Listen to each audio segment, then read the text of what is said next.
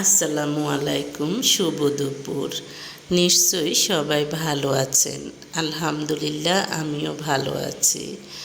আজকে আমি আপনাদের সাথে একটি বিষয় শেয়ার করব, যে বিষয়টি অনেকেরই বোধগম্য নয়। অর্থাৎ অনেক মানুষ গল্প করতে যেয়ে কার সাথে কী গল্প করে সেটা মনে থাকে না।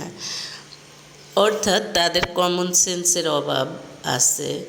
যেমন হাজব্যান্ড ওয়াইফ কী ধরনের গল্প করবে, ভাই বোন কী ধরনের গল্প করবে, ভাইয়ের বউয়ের সাথে কী ধরনের গল্প করবে, শাশুড়ি ছেলের বউয়ের সাথে কী ধরনের গল্প করবে, ননদ ভাবির সাথে কী ধরনের গল্প করবে, বোন বোনের সাথে কী ধরনের গল্প করবে, ভাই বোনের সাথে কী ধরনের গল্প করবে, এগুলো কমন সেন্স থাকে না। কিছু কিছু মানুষ আছে, তারা তাদের টার্গেট ফিল আপ করে। অর্থাৎ দেখা যায় যে তারা গল্পের ছলে বিভিন্ন কথা শিখায় মা ছেলেকে, তারপরে বোন ভাইকে, তারপরে শাশুড়ি বউকে, বা খোঁচা মেরে শিখায় বা খোঁচা মেরে এইসব গল্পের আকারে এইসব বলে। তো এগুলো কিন্তু ভদ্রতার লক্ষণ নয়। আপনি যখন গল্প করবেন, আপনার শ্রেণী কোয়ালিটি অনুযায়ী আপনি কথা বলবেন, গল্প করবেন। ননদদের সাথে যে ধরনের গল্প করা সেই ধরনের গল্প করবেন, শাশুড়ি ছেলের বউয়ের সাথে যে ধরনের গল্প করার করবেন, যেভাবে গল্প করার করবেন। অর্থাৎ সব কিছুরই একটা লেভেল আছে। দেখা যায় যে হাজব্যান্ড ওয়াইফ বা যা ননদ ভাবি এরা যে ধরনের গল্প করবে, শাশুড়ি ছেলের বউয়ের সাথে ওই ধরনের গল্প করা উচিত হবে না।